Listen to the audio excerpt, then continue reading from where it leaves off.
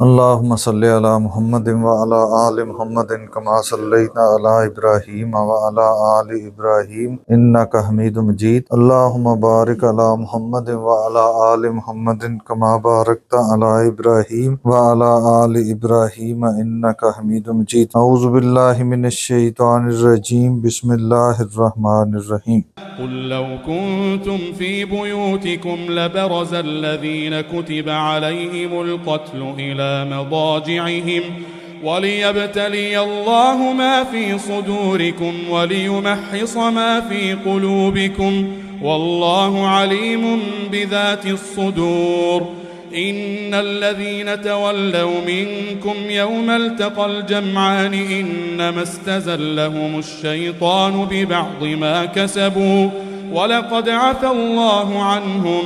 إن الله غفور حليم۔ سورہ آل عمران کی آیت نمبر 154 کا کچھ حصہ ہم نے کل پڑھ لیا تھا، باقی انشاءاللہ آج مکمل کریں گے۔ کل ہم نے پڑھا تھا کہ منافقین کو موقع ملا بات کرنے کا تو انہوں نے اس بات کا اعتراض اٹھایا کہ ہر بات ایک آدمی کی ہی مانتے رہتے ہیں، کبھی ہمارا مشورہ بھی مان لیا کریں، ہمارا مشورہ ماننا ہوتا تو ہم نے یہ جو اتنا نقصان اٹھایا ہے یہ نہ اٹھانا پڑتا۔ یقولون، کہنے لگے، لو کان لنا من الامر شیء، اگر ہمارے پاس بھی اختیار ہوتا فیصلے کا، ما قتلنا ہا ہونا، تو ہم یہاں پہ اس طرح قتل نہ ہوتے، یہ جو ہمارے اتنے ساتھی اتنے جوان شہید ہو گئے یہ اتنی شہادتیں نہ ہوتی۔ اللہ تعالیٰ فرما رہے ہیں، قل، اے پیغمبر صلی اللہ علیہ وسلم کہہ دیجئے، ان کو بتا دیجئے، لو کنتم، اگر تم ہوتے، فی بیوتکم، اپنے گھروں میں بھی، لبارز الذین، یقیناً نکل پڑتے وہ لوگ، کتب علیہم القتل،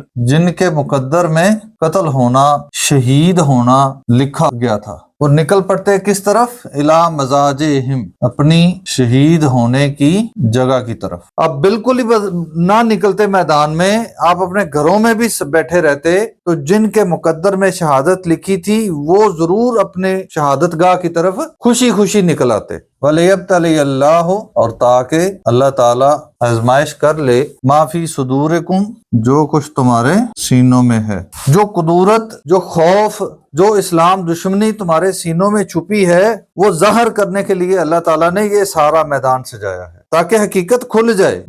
اور لیمحص، تاکہ پاک کر دے، ما فی قلوبکم، جو تمہارے دلوں میں ہے، وہ مومن جن کے دلوں میں کچھ تھوڑا بہت شک شبہ ہے تاکہ ان کے دلوں کی مکمل صفائی ہو جائے۔ واللہ، اور اللہ تعالی، علیم، خوب جاننے والا ہے، بذات الصدور، جو کچھ دلوں میں ہے۔ ان الذین، بے شک وہ لوگ، تولوا منکم، جو پھر گئے تم میں سے، یوم التقی الجمعان، اس دن جب دو جماعتیں آمنے سامنے تھیں، یعنی غزوہ احد کے دن، وہ لوگ جو میدان سے نکل گئے تھے جب حالات خراب ہوئے تو جنہوں نے اپنی جان بچانے کے لیے میدان چھوڑ دیا تھا، انما، بے شک، استزلہم الشیطان،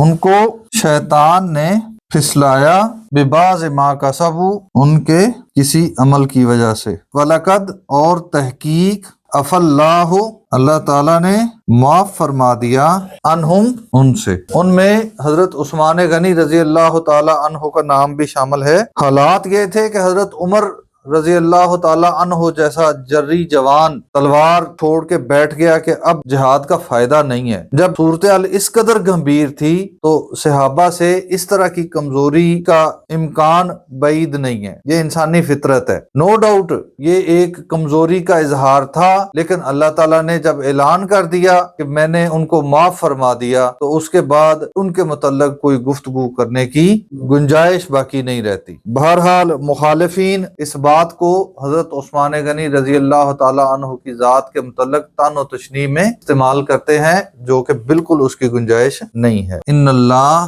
بے شک اللہ تعالی، غفور، بخشنے والا ہے، حلیم، بردبار ہے۔ اللہ تعالیٰ سمجھنے اور عمل کرنے کی توفیق عطا فرمائے۔